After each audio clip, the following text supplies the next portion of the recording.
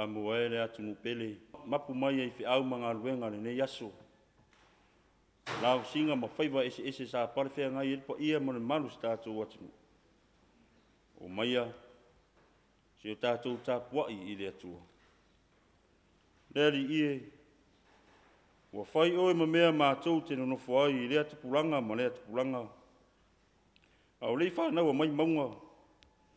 E rei whai e fo e oe le lau langi ma le atu lau lau.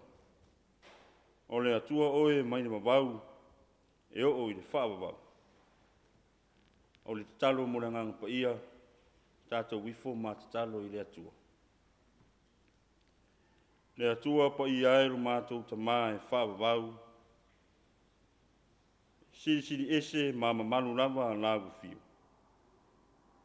A wao lau fio le lofa fua ma le lofa muti vale umalawa.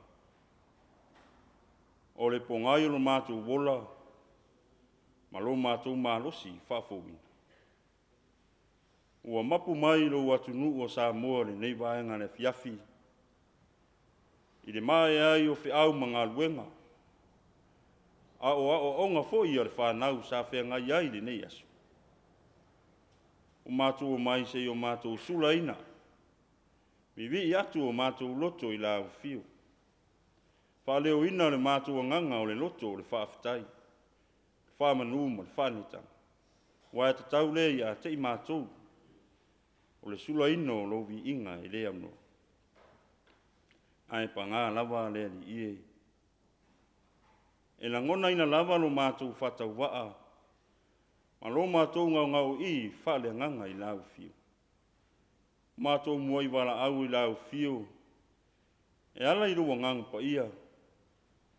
Se ia fio mai lo mātou Tapuaiga ni. Ina ia o mātou whaia i nei Tapuaiga. I le awa ma le mi ngau i te taua.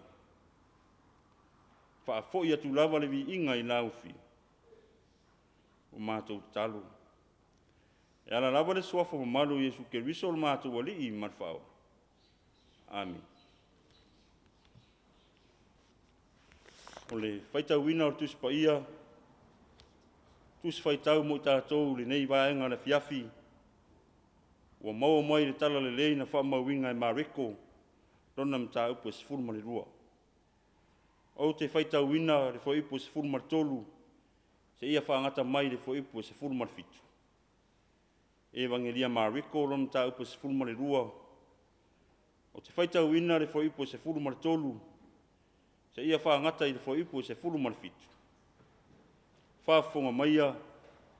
Ia fionga pa ia lo tātou atua. Ona lato au ina mai lea ia te ia nisi o le au wharaseio, ma nisi o le au iero tiano, lato te mai lea ia te ia na upu. Ua lato o mai, na whapea mai lea ia te ia. Lea o a oe, o mato i loa ua e whama oi lava, ma ua e le matau i se tasi. A wau e le whailonga ina se tangata, ai peitai. Ua ea o ao whaamauni nawa i le ala o le atua. Pesa ea o nā watu le la funa i a kaisala, pele. A mātua watu ea, pe mātou te lea watu. A ua sila fia e ia lo lātou whaafia mi o tonu, o na whetalai atua i lea i a te i lātou. Sea le mea tau te tofo mai ai i a te au. I nā au mai ia i a te au se te nauri. Se iau mata iai. O na lātou a wane lea, o na whetalai atu lea o ia te i lātou. Oi e ona le nei whatangata, ma le nei tusi. O na lātou whai mai lea ia te ia, e o kaisala, o na tali atu lea o Yesu ia te i lātou. I nā watu ia o mea kaisala ia kaisala. Ia watu foi mea le atua i le atua. O na lato wofo ai lea i a te ia. Ia whamanuia te le mai lea tua. E ala tātou whaitau. Ma whafafonga i upu mai rana a fionga pai. Ma ia tu mau tupe i a te ia le vi inga. Nei se iau le whaavavau lava. Amen. O le launga i le suafa mamalu o le atua le tamaa. Le alo ma le nganga pai. Amen. ua mo le matua o le launga ma le tusi sa faitauina le nei vaenga le Afiafi. Evangelia Mariko lo mta upo sifuru ma le rua. Ua ufa o ngā ina le fo ipo sifuru ma le fitu. Whaafonga o te toe faitauina. O na tali atu leo Yesu ia te ila tou. Ina watu ia o mea kaisala ia kaisala. Ia watu foi mea le atua i le atua. Una lato wofo ai lea ia te ia. Manatu au tu o le nei aso. E tu sai ma pasi nonga le tusi faitau aso le kalesia e whapea. La fonga, pole le ai se la fonga. La fonga, pole le ai se la fonga. Tax or no tax. Fai, pole le fai. Ioe, pele ai. E au ai ona sa ili so tātou tabi. A wao le la fonga. Tasi lea waenga tā ua e pei ona ola ma soifu ai le lalolanga. E ati na e atu nuu ma le whainga malo. A wā le manuia o tangata lau tele. Si o tātou atu nuu foi o Samoa. O loo whai foi ana la fonga. E fisoa soani foi ana ngā luenga whaatino. E ati na e aile tamau a inga. A wā le soifua manuia o na tangata. E mana tua foi le loto tau sanga umawai. Nā whē ai e le fina ngalo o tātou whainga mālo. Sā tai tai le mālo i nā tau sanga. E ao on tutongi i la fonga. Pe whai la fonga whai whi au tau sinu e ka le sia tai tasi. I tutonu o Samoa. Ia tutongi o lātou la fonga. Peitai. Na whaamani noa i e ta mao le ka le sia e whakasā. Ma le e ka le sia o au le wala lea. Ina wā whea le malo. E le te le e ka le sia le la fonga. Ai na whaamanino le alofa tu lai o tangata i au auna o le atua. Ua whaapeo na whea ngai ma le tala le lei i to tonu o awhi o anga taitasi. O le alofa ua ingo wā mo au auna o le atua. O le alofa lea e awe i au auna a o tangata e se ai to tonu o awhi o anga ma taitasi. O lana winga. Ese lava le alofa. Ese fo i le la fonga. O le la fonga. O iei lava o na tai ala e pei o na lima tai ina ai. Ana ngā luenga whai. Au le alofa. E patino lava i le tangata. Malona anga le lei. I au auna o le atua. Au iei u tai ai lalo tai inga o le mālorum. E iei fo i o na tai ala e sava wali ai. O tū la fono o te tele, o le universo loa. Ia tasi ei tangata e ola i lalo lana taita inga. Mua, o lana sitiseni, ia awe i tangata e leon tangata Roma. O se whainga ia solo i pea le pūlenga o le maro Roma. Rona lua, na whātanga ina e Roma Tapuaiga tangata nu ese, ia manuia ai rona malo, ai leo se malaia. Rona tolu, o le tūla fono, ina ia mana ia uma emperoa, e ala i lea taimi o Tapuaiga. Ma le rona wha, o le au ina o la fonga. Peitai, o le au ina o la fonga, ua whai ma la au ma mawhai nisi o le lotu o tangata i utaia. Ina o lātou au whaasili taulanga, ua sa ili e o lātou tamau a inga, ma ua leo ngā tusai ma le fina ngalo alofa o le atua. Ua whaina le loto i whale o tangata, ua le maua se nofo le lei, ai ua sa ili masei. Ua tau mia manatu ma langona o tangata mativa, ua peise i ua whaawai ai ma nganga taritonu o tangata i le atua. Po a whea ea, e mapu mai ai nei whingata. Po a whea ea whio mai ai le mesia, na walo ia e sao loto mai ai. O le leo lo ta ui ai manatu o le tusi nei o Mariko. E peo na tātou whaita wina mai le whenga inga fōu. O taimi o whaingata, ma taimi o puapua ngā. O leo watu e fwoi mai e su mana na au so i to tono i Yerusalema. E a ngai o na puapua ngā. A tono wa sila file lei lava Yesu, manatu malangona, o lo whea ngai matangata i lea waitau. Ua peo se ata wale tafe mai lunga manui o tangata, ai pe o sila musa mai runga le afianga ma le onga o le tūlanga o lo iai utaia. Ua whata oto Iesu le ala fua e au na saba wali ai le tangata ua tali tonu ma whatu atua i le atua e atangia mai i o lātou whai o lona whinangalu. A whai e mapo i tū lāwhonu. Ia tausi fo i lāpula inga le atua e pei o na tuina mai. Ia lofa atu i le lua te tua oi au ai lo tua oi. O lo uso a tangata o lo alofa lava lea i le atua. O lātou psidingia po fe au mai ai nei pule. Au le misia lea o le alo lava lea o le atua na fio mai e whaola le tangata puapua ngātia.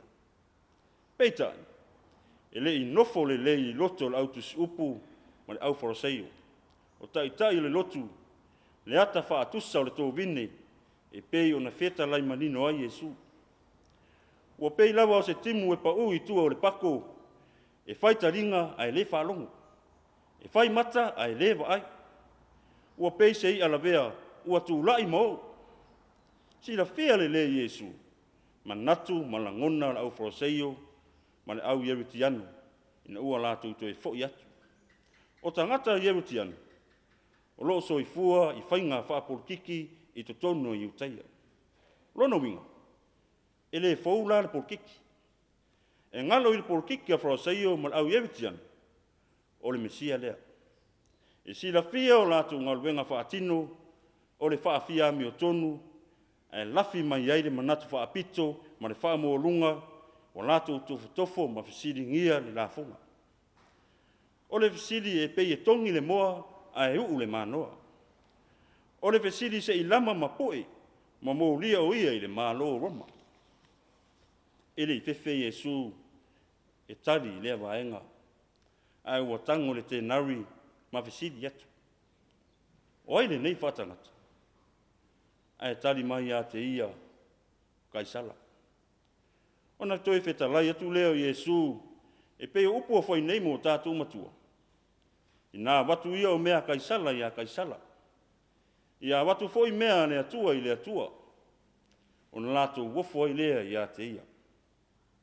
Ave tupe a kaisala i a kaisala, ai ave mea le atua i le atua. O lona winga, tupe i a kaisala, au a mea le atua. E le fisiringia le tūlanga na ofo ai wharaseio, ewe tiano, ma le tō tele o tangata na whaalongolongo e whetalainga a Iesu. Ua tāo whai Iesu mea umana whaia e le atua, e o lava i a kaisala, e pule ai le atua. O lona winga, o le tamau a inga mea uma o le fuafuanga, o mea uma le atua. La fonga, pole le aise la fonga. O le la fonga, e o lai le tangata mativa, Mati na ai manuia lau tele o tangata. Ai leo se lafonga. E whai maala e tau mi ai le tangata fia sa ulotu. Tasi lea vaenga nā fuai ona ta lepe Iesu whainga ia. E le leanga le tupi. Ao le wha maoni malona wha o ngā ina. O lona winga. O a lawa nei mea uma o lafonga. E iai te me uma ai. E i te me muta ai. Ao lea lofa o lea tua, e wha maoni, ma e tū mau e o i le wha wawau.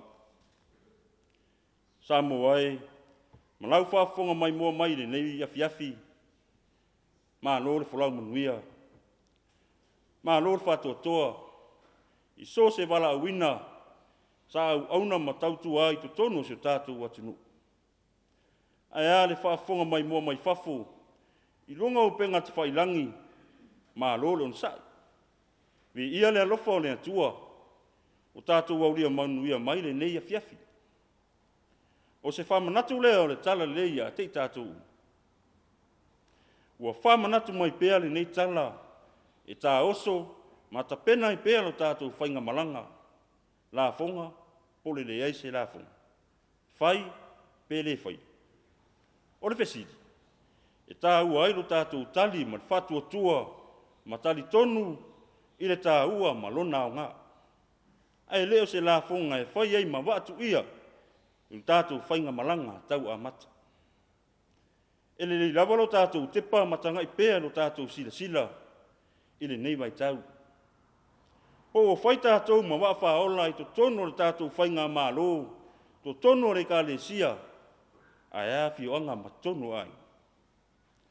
Walanga tau on to e sila to toa lo tātou whai ngā mālo.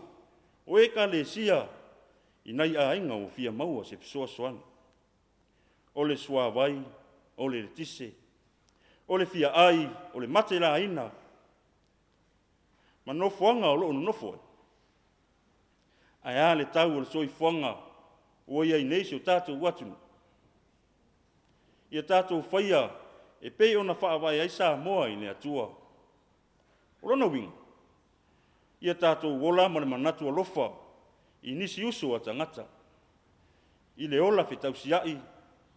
O le tausia ina o fi le mui to tonu le whainga mālo. To tonu o whale whainga luenga. To tonu e ka le sia. A inga manu. Ia tafe mai lunga manuia o se tātou watu nuu. Ai leo le afua mai lunga mala e whanoai I tātou. E tā ua le la fonga. Po tupe e ati na e manuia I le lau tele o tangata. Pe soa soani ma alofa atu I le mana o mea le pe soa soani. Ai leo le la fonga. E muta ai le alofa. Ma le manatu whaapito. Ona ngalo lea o le atua. E ona mea uma. Ia mana tua pea le atua I taimi uma. I tau talonga. Whaatonga I lana fio I talo man whaatua tua. On tātou maua I leo manuia e whaawa. Iesu ke viso. Ta pena ina le whaolatanga. I lona maliu, molona to e tū man malo ma le oti ma le tunga mau. I tātou maua I leo la e whaawau. Ne o tātou tali tonu, tū mau ma whaatua tua I ati. Tū mau I le atua le vi inga. Nei se I o le whaawau lau. Amen. Tātou pese I le vi inga e tolu. Tolu le vi inga o le tātou pese.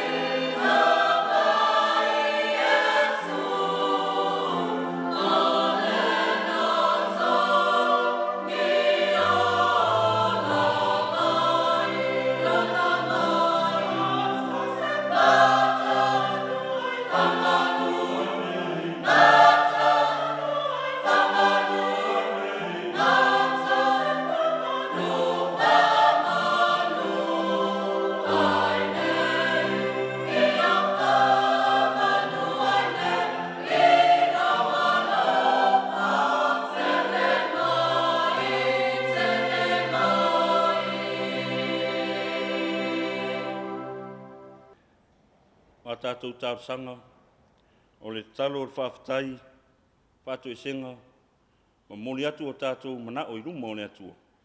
Te tātou wifo ma te talo i le atua. Le atua pa i aero mātou tamā e whawawau. O le atua o le wawau se i o i le whawawau.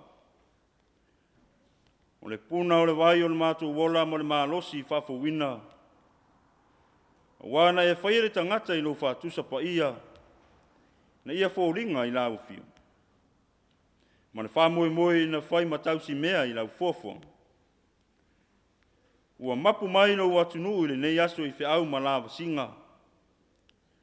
Ao onga sa whia ngai le nei aso ma le whana. O mātou o mai se i whawa uina pēo mātou nā whatausi. O le sufi ma whapale lo suafa i le vii.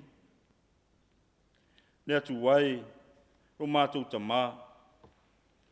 Mātou te whawhitaia lo alofa ma lo wanga le lei lo mātou wola. A wao whapeo na manuia lo mālo sa moa lo watu nutofi. Whawhitaia wao manuia le ao sa moa marana masiofo.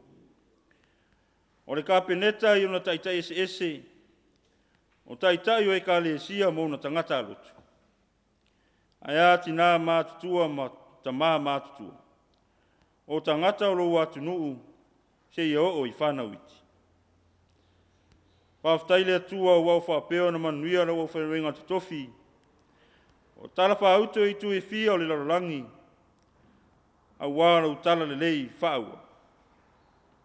Whawhtai tā leni maanga waa. O whaunga ina i pearu mātou wola. I le tu i le tino mawhau whau malenga. Whawhtai lau tamau ainga ese ese. O mātou whaunga ina i le aso ma le aso. Eu i lava o lo whiangai nisi, o lo watunu ma whanoa noanga. E ala i lau wala aupai.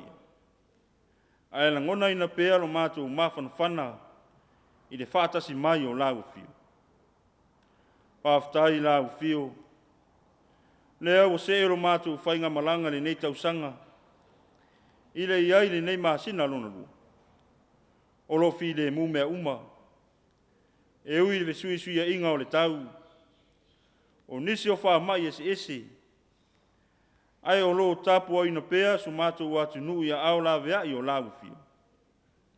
Pāwhitai lau tusi pa ia. E whātonu mu whāpoto ina i pea i mātou. E ne e whāpeo na mātou tū mau i leola su e upu mai lau whio. O le sulu i o mātou vai. Mala malama i o mātou wana. Pāwhitai lau nganga pa ia. E tauto ina pea lo mātou vai vai. A wai ei tei me luti ai lo mātou whainga malanga i pe auranga vale o leo. Ai o lea nganga e tu musu mai pe ia tei mātou. Ina ia manuia o mātou wala A lo mātou whawhtai sili. E ala ilo walo pele o Iesu ke wisu. Nā maliu mo le tongi o laina o mātou wangsala. Lona to e tu man malo mai le oti. Wa whai lea no mātou wawa noa i lo mālo e whabawa. Ina ua moni no mātou tū mau i le whātutua. Tū mau i a te ia le ve inga nei. Se i o i le whabawa. Nea tua mi o tō nue. E tonu lava la u fio mo whamasinonga i a te mātou. Wa e arofa ina fo i mātou i le anofa e sili o nātou toa. Pei tai wale e tusa lava lea ma wala. O mātou tali atua i lau whio. O mātou le wha maoni o mātou wala wina. A o mātou whawai vai. O amala mātou wa ai isi o mātou usu a tangata. Na o mātou wha maururunga ma manatu whapito. O mātou whatala le i tā leni ma te maua inga we fōai. O whaasiri pēo mātou loto mane manao, e wole sa ili atu i lau fio manou finanga. O mātou wangasara lava i o mātou upu whai. O a mātou whātinonga. O le a mio. O manatu ma wha moe. O lo mātou wāpso tai manou sio manga. o uso a tangata, ai meise le wā mo lau fio. Le li ie, a lofa wha maa ngalo o mātou tangata umala. Ia vele toto pa ia o Yesu ke viso, na wha maringi ina i runga o le sātau. E mama ngalo ai o mātou wanga salau. A wā mai pēa lau fio, na i o mātou furitua i le leanga, e ala i le salamo o wha maon. Ai au mātou whaia mea e tusa mo lo lava finanga. Le atua whafafonga tatāloi. O lau fio e mali ai o mātou manao i mele lei uma. Pamanuia e asa moa mono tangata lau tele. Pamanuia i e o whai mataitai. Se i o i le mālosi o lo watu nuu. E tau tua māti na e a inga nuu mara i kālesia. Whaalote reina pēa i mātou i te au man ngā ruenga. O e walau ina airo mātou wola. Wau e sila fia mea uma. E vai lava ma whatau waa le tangata. Au lau o fiolo mātou psoso ansit. Whamanuia le lau i le ele le ea ma le sami. Po ina mai ai mo i mātou whamanuianga e te. O a mea uma mātou te whai. O le ngata le soifua ati nae. O na tangata. E whapea foi le ola whaitaulanga i te tono lo e kālesia. Wamanuia foi nā ufio. Rau au whaingaringa te tofia le atua. Wa tala whaauto i tua fia le larulanga. Au wālu tala le lei whaaua. Anga le lei mai i airo mana wha malo longa. I so se tangata o whaotau tolia i maota ngase. Ia i aile poto maali. Ia li mata mai taifo mai. Au wāla tau tonga fitinga Wha maisem wha mawhanwhana ina pēa au o nāu fio. I e o whea ngai ma wha noanga. E ala i ro wala au pa ia. Wha manuia nāu fio lau e whakasa TV. I le pule marana au whainga luenga. Au wale whasa lau wina o pona kalam. Anga le leile lau langi besi. I taua whe vai inga. O wha mai wha pēa sue inga o le tau. Ia iai le file mu o la fio. E manu iai mea O mātou te talo. Ia whaatasi matalo le leo roto tangata lava i. Ia whaia lava lo fina ngalo. Ai aua so mātou whaatau ana. O mātou te talo e ala lava le soafa malu Yesu ke visol mātou wali i marwhaola. Aore manuia marfile mu o la fio le atua le tamaa. Le alofa sisi di ese o Yesu ke viso le mātua li i marwhaola. Mare maftanga le motie ala ro ngang pa ia. Tu mau mele i lunga ia te i mātou. Lunga o sa moa ma lau fonga atoa. Nei se yo o le whawawau lau. Amen.